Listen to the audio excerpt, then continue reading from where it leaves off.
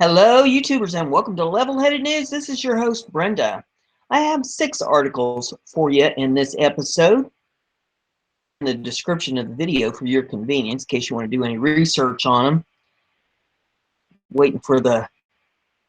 There we go. We've got the audio working, and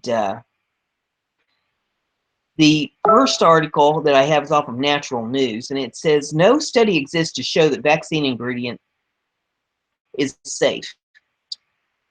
I said that the other day in it that I was doing where Kennedy and De Niro $100,000 challenge come up with a study on this and said that it was safe.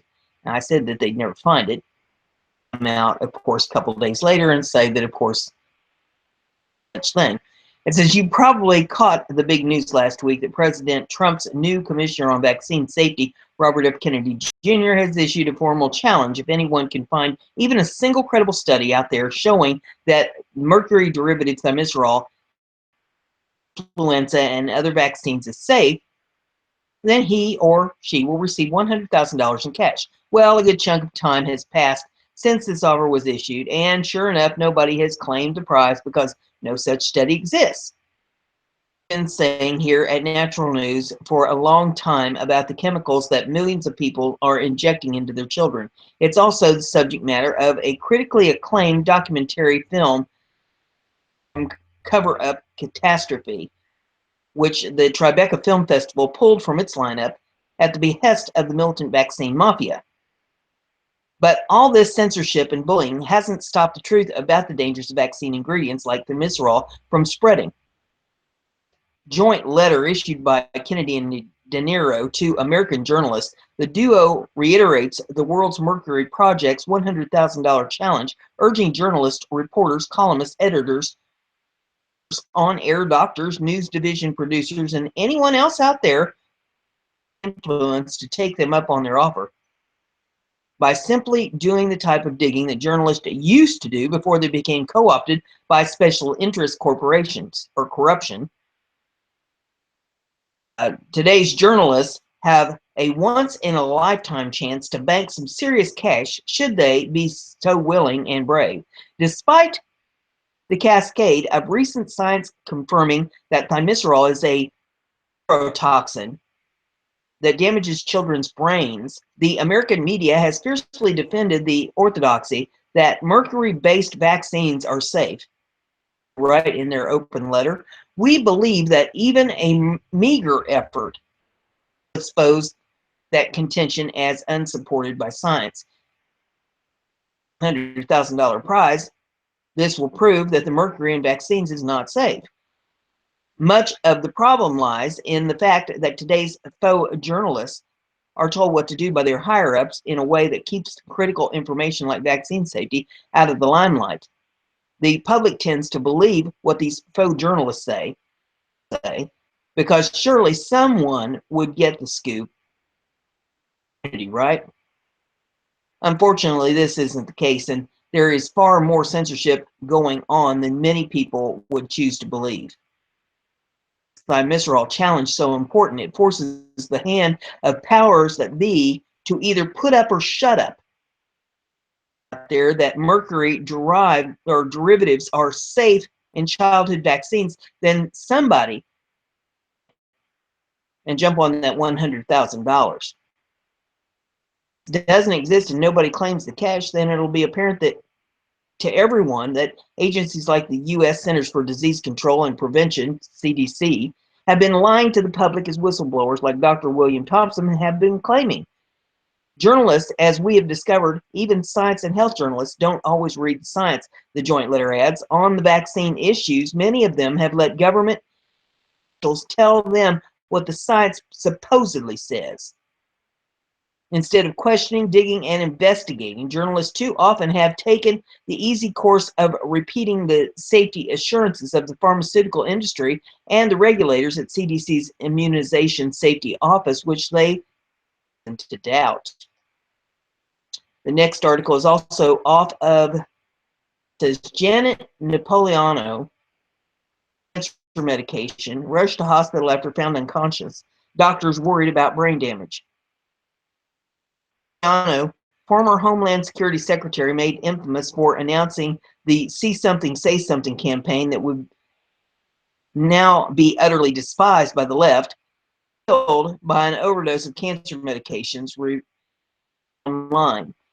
Described as a terrifying event, Radar Online hours before a staffer discovered her body. Overdose of her cancer medications was the culprit. Apparently discovered in an unconscious state by a friend who called paramedics. The doctors were worried about brain damage. Insiders told Radar Online, which also reports attorney for Oakland, California, told Radar that it was cancer drugs and not Napolitano's illness itself that led to her hospitalization. Are known for being especially toxic and can cause brain damage, liver damage, and kidney damage. Chemobrain is a common side effect of chemotherapy treatment and is characterized by inability to focus, loss of memory, and loss of cognitive function. That modern cancer treatments actually kill more people than cancer itself, yet their death certificates always state that they were killed by cancer, not by chemotherapy or radiation. More about that, you can click a link here that says toxic at cancerscams.com. According to Radar Online, Napolitano was cancer last year and has been undergoing treatment for toxic chemotherapy drugs for the past 5 months. Her last treatment history demonstrates yet again how the cancer industry is a total failure that never really prevents or treats cancer. Napolitano had breast removed in 2000 after being diagnosed with cancer. 4 years later, she had surgery to remove her right ovarian, reports Radar Online. The cancer industry is a criminal racket. Just last year, prominent oncologist in the Detroit area was sent to prison for falsely diagnosing African American patients with cancer so he could profit from the chemotherapy treatment that they didn't need. Thousands of patients were ultimately subjected to toxic chemicals that damaged them for life. What especially sad and ironic in all of this, minion of the tyrannical police state establishment is being chemically murdered by the medical establishment, and she doesn't even know it. While we hope Napolitano somehow achieves a speedy recovery, the laws of effect betray the far more certain outcome that she will be killed by the very cancer treatments that told her are saving her life. Sadly, Napolitano looks yet another victim of the very same system of government proliferated in exchange for paycheck. Remember, while she was telling American patriots were terrorists, the cancer industry was telling America that there's no such thing as anti-cancer food supplement. It turns out that believing establishment lies about cancer can literally cost you your life. Why are we not surprised she's now in charge of California's university education system that's so steeped in a total disconnect from reality? You really do reap what you sow. Next article is off Natural News, and it says cannabinoid. I pronounced that correctly. Cannabidiol. Maybe. Okay. Soon may be used in the emergency room to fight effects of stroke and cardiac emergencies. Cardiac emergency. The sudden stoppage of blood flow puts severe stress on the rest of the body. Valuable oxygen and nutrients are cut off. The real damage occurs when the person is revived and the blood flow returns. The quick influx of blood flow often causes injury to the ischemic region of the brain. This secondary damage is referred to as ischemia reperfusion. I'm not sure how that's pronounced. Injury. Can't you? The result is severe oxidation damage that can trigger neurons to die off. Chinese researchers from Fudan University have found a way to protect against this oxidative damage and prevent the nervous from dying off. For the first time, research have shown that it's cannabidiol. I'm not sure how it's pronounced, but it's actually shortened, which is CBDs, can protect against brain ischemia injury. Is one of the main cannabinoids. Controversial cannabis stevia extract of cannabis contains at least 40% of cannabidiol. May soon be used as an extract in hospital emergency rooms to prevent brain damage or stroke. Cardiac specialist Dr. Sean McCormick believes CBDs will soon be used as emergency medicine. CBD treatments will most certainly exist in emergency rooms for stroke and cardiac patients in the future, he said. Not only will CBD extracts prevent damage, but they may also heal existing damage. The Chinese researchers commented that CBD's medicinal applications for neurological conditions.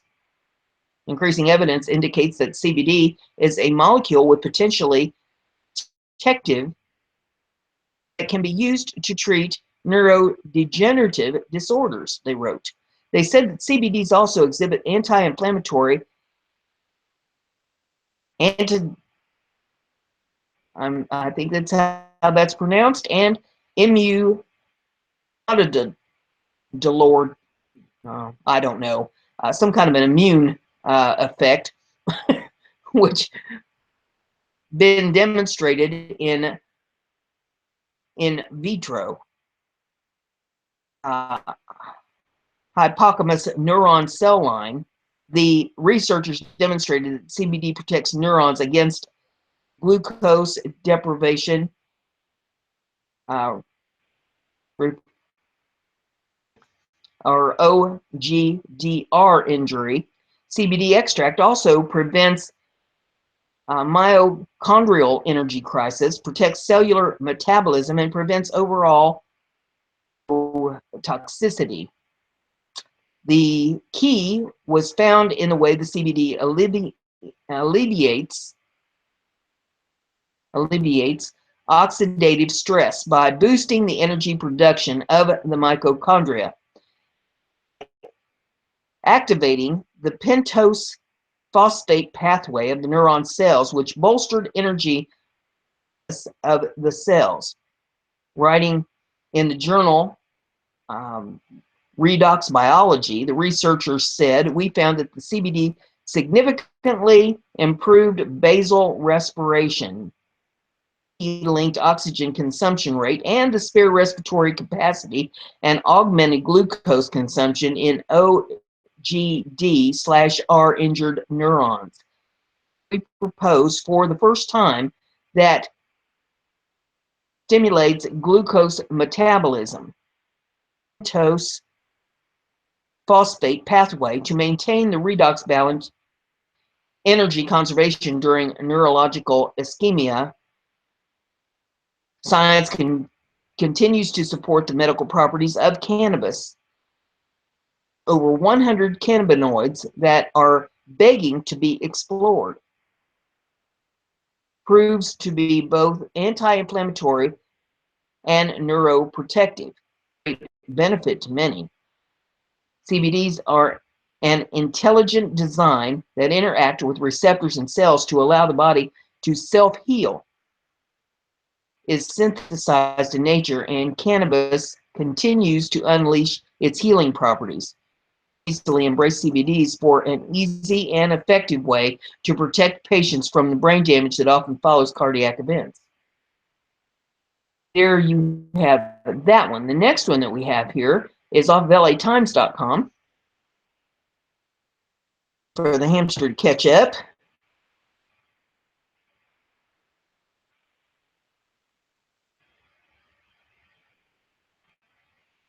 Give him a probe, I think, to get him going.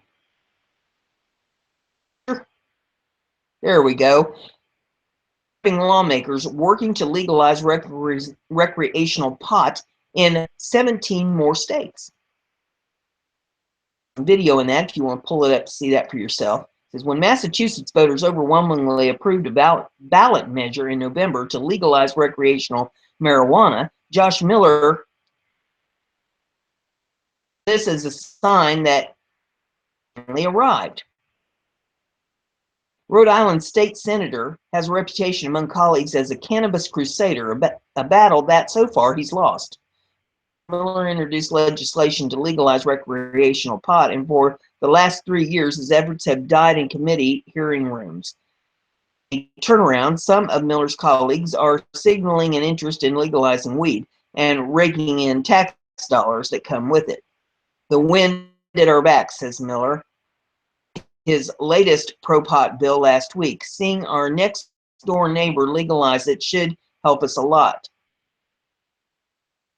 3 other states joined Massachusetts in passing recreational pot ballot in Maine and Nevada.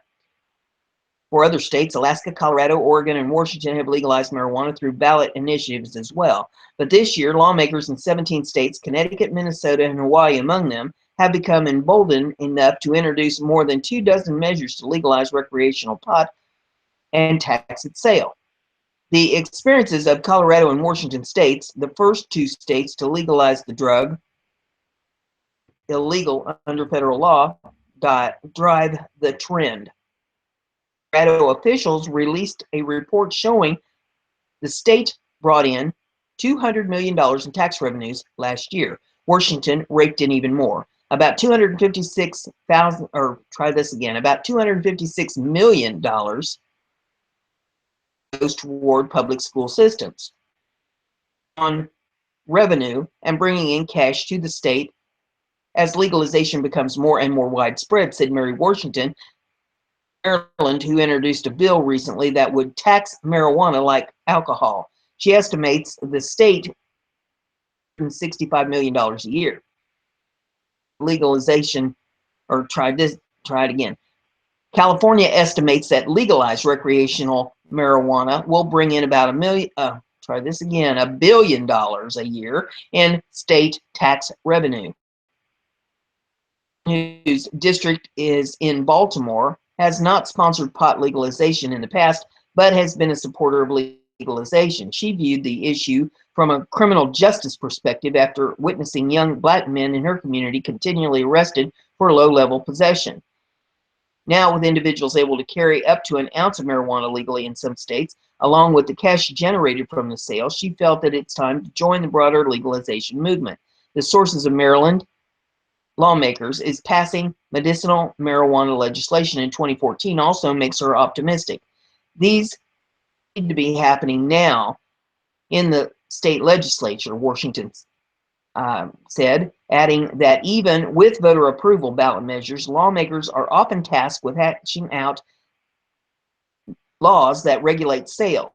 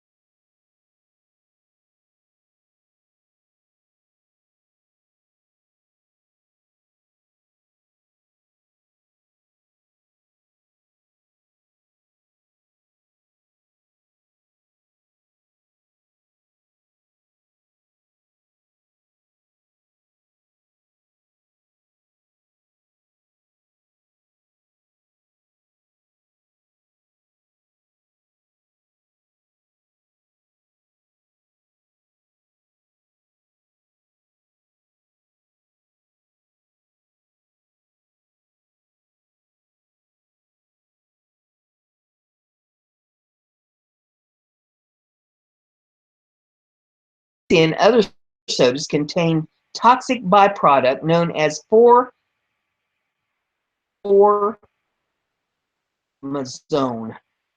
or 4E, or try it again, 4-MEI for short. That may be increasing your cancer risks.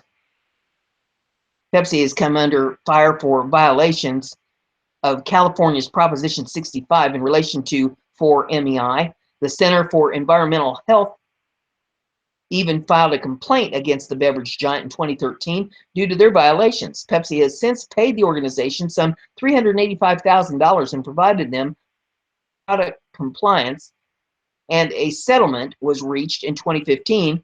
Following that settlement, Pepsi agreed to require its caramel coloring suppliers to meet certain 4-MEI levels in products shipped for sale to the United States to ensure that the carcinogens level will not exceed 100 parts per billion.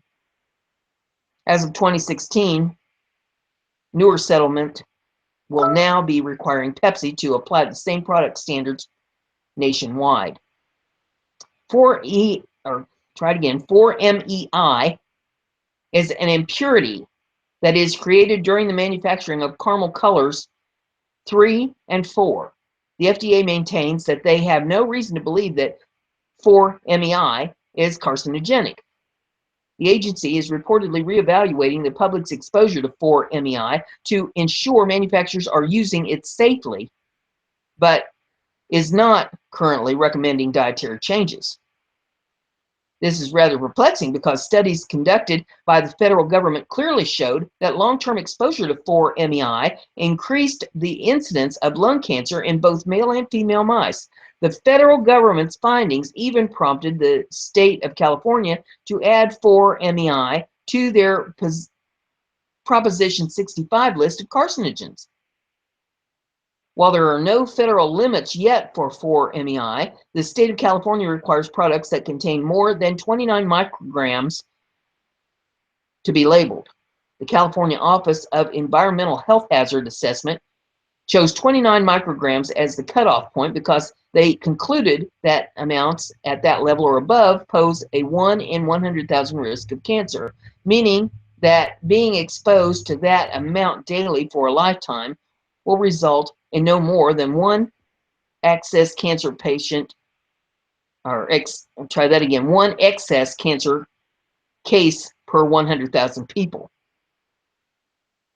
Yuvashai Rangbin, PhD, toxologist and executive director of Consumer Reports Food and Safety Sustainability Center, believes that this amount is too high. It is possible to get more than 29 micrograms of 4-MEI in one can of some of the drinks we tested, and even if your choice of soft drinks contains half that amount, many people have more than one can per day. Rangan explains that because colorants are deliberately added to foods, they should pose a negligible risk, which is defined as no more than one excess case of cancer per 1 million people.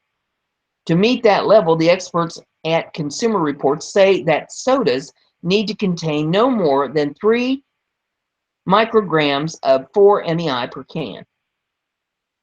In 2014, Consumer Reports led investigative research on the amount of 4-MEI found in a number of different sodas. Between April and September of 2013, they tested 81 samples of different soft drinks from 5 separate manufacturers. In December of 2013, another 29 samples were collected from the same 5 manufacturers.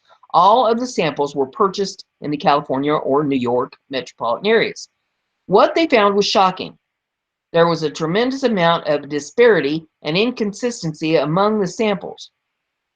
Samples of regular Pepsi from the New York area gathered during the first round of testing was revealed to contain an astronomical average of 174 mcgs of 4-MEI. During the second round, samples from the same area averaged 32 mcgs. The researchers also found that in general, New York samples boasted much higher levels of 4-MEI than their California counterparts. The findings prompted Consumer Reports to petition the FDA for 4-MEI regulation and labeling. Europe has labeling requirements, and consumers in the United States should have the right to make an informed choice about what they are drinking and eating, said Dr. Rangan. Following the Consumer Reports 2014 study, researchers from the Johns Hopkins Center for a Livable Future conducted their own research, which was published in 2015. Their research estimated an average exposure to 4-MeI and modeled the potential cancer burden owed to the ingredient. What they found was between 44 and 58% of the people over the age of 6 consumed at least one can of soda per day. Their data showed that current average of 4-MeI exposure from soft drinks poses a cancer risk that exceeds the accepted negligible risk extra case of cancer per 1 million people. Senior study author Keith Nachman, also the director of food production and public health program at the center and an assistant professor at Johns Hopkins Bloomberg School of Public Health, stated that their research indicated soft drink consumers were being exposed to an avoidable and unnecessary cancer risk thanks to an ingredient that is added purely aesthetic purposes. This necessary exposure poses a threat to public health and raises questions about the continued use of caramel coloring in soda, Nachman said. So according to this, that sounds like if you're drinking 7-Up or Sprite, anything that doesn't have a caramel coloring in it, you won't be exposed to that chemical in your soft drinks. But a better way to avoid it altogether is not to drink soft drinks. And we have here is off Natural News. This is the last one I have for you. Says former senior EPA scientist confirms that fluoride lowers the IQ of children. The United States started adding fluoride to its drinking water soon after the end of the Second World War, and for over 70 years, the Centers for Disease Control and Prevention, otherwise known as the CDC, has confidently asserted that this practice is necessary to prevent tooth decay. Interestingly, the U.S. is one of the very few countries that still maintains that adding fluoride in this way prevents tooth decay. The CDC maintains that several studies have demonstrated that the fluoride, which naturally occurs in groundwater, is essentially the same as the sodium fluoride that's added to our drinking water. The CDC's website claims the metabolism of fluoride does not differ depending on the chemical compound used or whether the fluoride is present naturally or added to the water supply.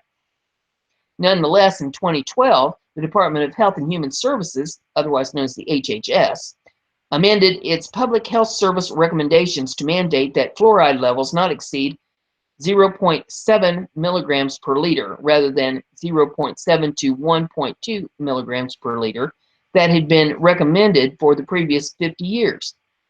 The reasons supplied for the change included an increase in instances of dental fluorosis, a yellow or brown staining of the teeth caused by fluoride, as well as the fact that Americans are being bombarded with fluoride from several different sources, which was not the case in the past. The truth is, though, that fluoride should not be added to our water supply at all. A new meta-analysis conducted by researchers from New Zealand and led by William PhD, former senior EPA scientist who assessed risk for the agency, has found that the fluoridation of water is directly linked to a reduction in the IQ of exposed children. The study was entitled Developmental Neurotoxicity of Fluoride, a quantitative risk analysis towards establishing a safe daily dose of fluoride for children. Study compared to fluoride exposure of groups of children with low IQs to those whose IQs are higher and found that the higher exposure to fluoride, the lower the IQ. The significance of the peer-reviewed risk analysis is that it indicates there may be no actual safe levels of exposure to fluoride, said Dr. Hersey. It may be similar to lead and mercury in having no threshold below which exposures may be considered safe. The study conclusion reads, the information now available supports a reasonable conclusion that the exposure of the developing brain to fluoride should be minimized and that economic loss associated with lower IQs may be quite large. These findings are neither new nor surprising. In 2012, scientists T.H. Chan School of Public Health published a study entitled Impact of Fluoride on Neurological Development in Children. For the study, which was published in the journal Environmental Health Perspectives, researchers conducted a systematic meta-review of studies from China where the risk of fluoridation has already been well documented. A team that included lead researcher Felipe, professor of environmental health at the Harvard School of Public Health, analyzed the IQ level of 8,000 school-aged children exposed to fluoride in their water supply. Their conclusion? High fluoride content in water may negatively affect cognitive development. The average loss in IQ was reported as a standardized weighted mean difference of 0.45, which would be approximately equivalent to 7 IQ points for commonly used IQ scores with a standard of 1.5. Or no, that's a standard. Try that again. Deviation of 15. Wow. Okay. And so there you have it. The experts agree. The addition of fluoride to the drinking supply is dangerous for children and directly affects their IQ levels. Of course, it's more than likely that the CDC is fully aware of this fact, but for reasons of their own, continue to insist on an outdated and scientifically discredited process. That the growing body of evidence revealing the damage of fluoridating water will start to sway public favor to the point that more pressure is applied to the CDC and other relevant federal agencies so that there can be a change in official policy in this regard. Until then, it's more important than ever to ensure that you are filtering your family's drinking water through a very high quality water purification system. And that's all I have for you in this episode. If you like what I'm doing here, give it a thumbs up and share it on your social media so everybody gets to hear the news. And don't forget to subscribe. That way you'll stay informed.